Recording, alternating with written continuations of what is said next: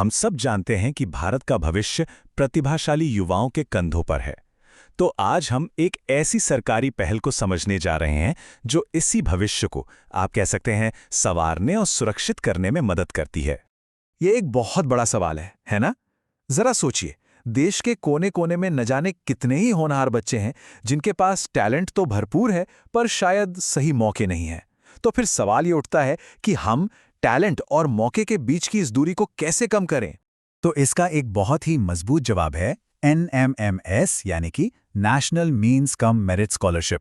चलिए आज इसी को थोड़ा और करीब से समझते हैं और जानते हैं कि ये असल में काम कैसे करती है। सोच कर देखिए, कई टैलेंटेड स्टूडेंट्स के लिए क्लास 8th के बाद पढ़ाई जारी रखना एक बहुत बड़ी फाइनेंशियल चुनौती बन जाता है। और ठीक इसी मोड़ पर यह स्कॉलरशिप एक उम्मीद की किरण की तरह सामने आती है। तो आखिर ये NMMS है क्या चीज? देखिए, ये भारत सरकार की एक बहुत ही फोकस्ड स्कीम है जिसे खास तौर पर होनहार बच्चों को एजुकेशन सिस्टम में बनाए रखने के लिए ही डिजाइन किया गया है। इसका जो सबसे बड़ा और सबसे जरूरी मकसद है वो है क्लास 8th के लेवल पर स्कूल ड्रॉप आउट रेट को कम करना। मतलब ये पक्का करना कि पैसे की तंगी की वजह से कोई भी काबिल बच्चा पढ़ाई छोड़ने पर मजबूर ना हो। अच्छा, तो सवाल उठता है कि इसके लिए अप्लाई कौन कर सकता है? देखिए, क्राइटेरिया बहुत साफ हैं।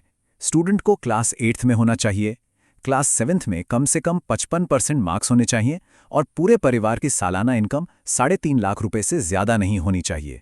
और हाँ, एक और ज़रूरी बात, वो किसी सरकारी या सरकारी मदद से चलने वाले स्कूल में पढ़ रहा हो। और हाँ, ये कोई छोटी मोटी लोकल परीक्षा नहीं है, ये एक नेशनल लेवल का स्टैंडर्डाइज्ड एग्जाम है जो हर साल होता है।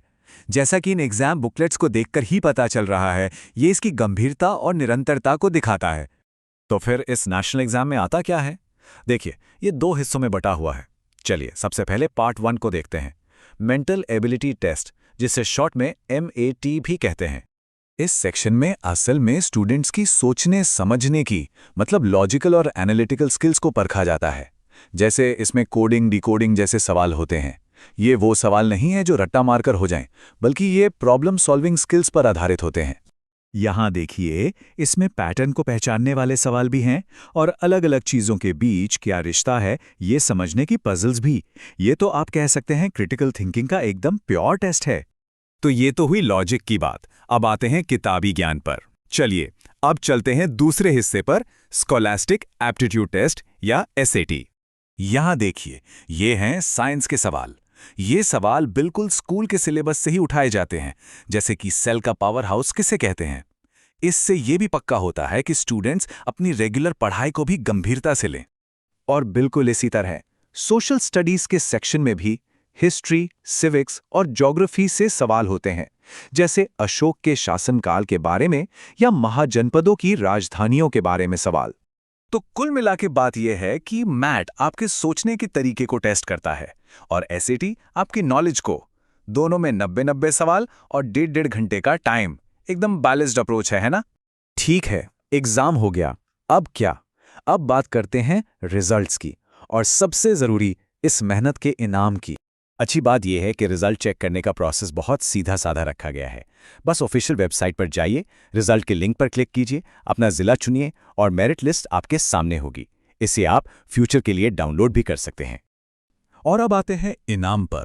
जो स्टूडेंट सिलेक्ट होते हैं उन्हें हर साल 12,000 रुपए की स्कॉलरशिप मिलती है।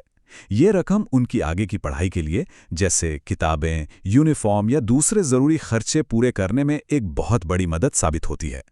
तो आखिर में सवाल यह है कि ये स्कॉलरशिप इतनी ज़रूरी क्यों है? क्योंकि देखिए, ये सिर्फ एक एग्ज़ाम या थोड़े पैसों की बात नहीं है। इसका जो असर है वो बहुत गहरा और बहुत दूर तक जाता है। इस पूरी कोशिश का निचोड़ बस एक लाइन में है। ये स्कॉलरशिप उन्हें एक बेहतर भविष्य बनाने में मदद करती है। ये उन्हें एक मजबूत बुनियाद देती है जिस पर वो अपने सपनों की इमारत खड़ी कर सकते हैं। इसको ऐसे समझिए, ये स्कीम उस टैलेंट को खोज कर तराशती है जो शायद आर्थिक तंगी में कहीं गुम हो जाता।